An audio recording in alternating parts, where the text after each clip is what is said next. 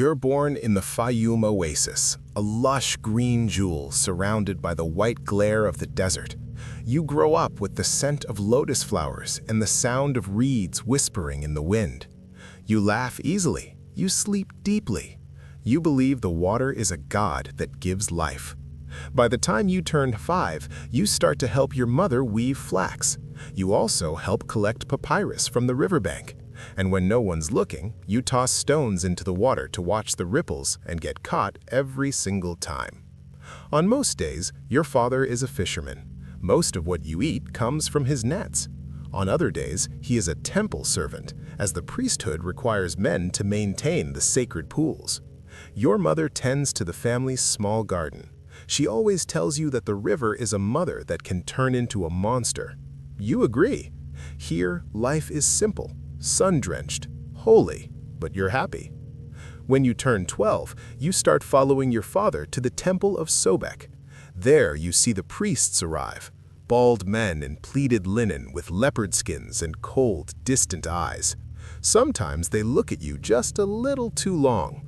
Your father steps in front of you like a shield, and when he tells your mother, she prays to the gods like she's begging for mercy. But soon you hear adults whispering words like drought, tributes, divine hunger, and the temple's power expanding. You pretend not to notice, but the air feels different now. Humid, heavy. You're 15 when the priests finally arrive at your door. Not with prayers this time, but with a decree. The selection starts before sunrise. The smell of frankincense chokes the air, and the world that used to be safe suddenly feels too small to hide in. Your father tries to bargain with the high priest, but gold doesn't care about a father's love. He's brushed aside.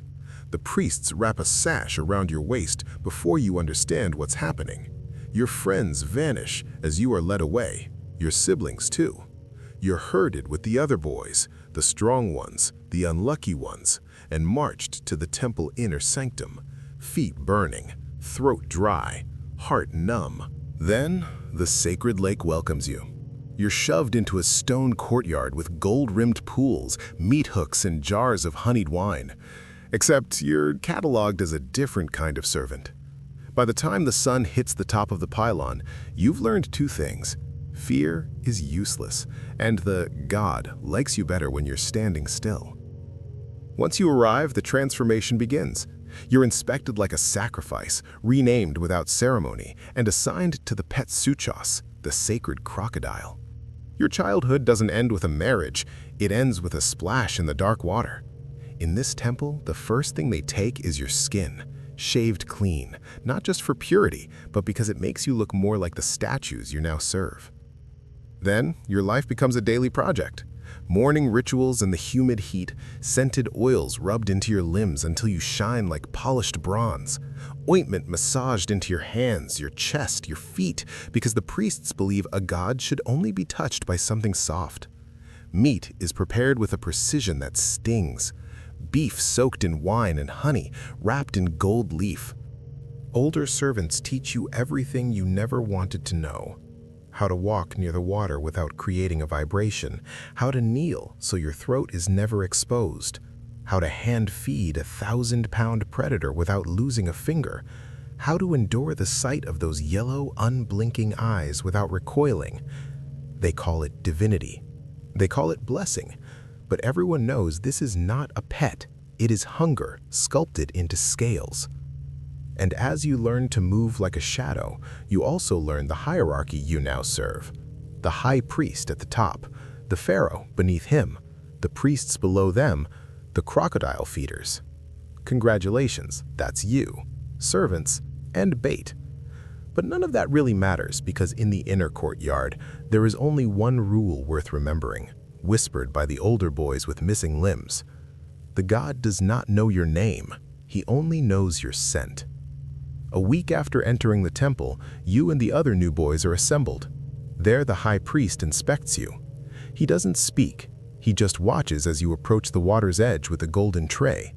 He studies your balance, looks at your hands, a silent appraisal. He approves of your steady pulse, and you're moved into the inner pools, the scented, quiet terrifying part of the temple, where the water never moves and death is always lurking. It smells of raw meat and incense. Your first feeding doesn't come with a prayer. It comes with a command. The god is basking on the stone. The priest calls your name, and you follow, because not following is not an option. He treats you like a convenience, like something the temple provides, like a bowl of fruit. The crocodile is 15 feet of prehistoric muscle. You are expected to open its jaws and place the honey cake inside as if nothing happened. You move like you're made of glass. It continues. Days come and go. Festivals arrive. You become part of the hospitality. Prepare the wine. Prepare the meat. Prepare the boy. You learn to breathe shallowly, to stare at the scales, to make your mind a blank, safe place to hide. Numbness becomes a skill as essential as walking. Years pass. You are 25 now. You have fed the hunger 1,000 times. You are free to walk the temple, but you are a prisoner of the pool. You walk back to the oasis, but the green is gone. You sit by the river and look at the water. You realize you haven't broken the cycle. You've just spent your life feeding it. And with that realization, dread settles in. Your hands are scarred, but you still feel the vibration of the water. You are free. Hollow, yes, but free. And that has to be enough.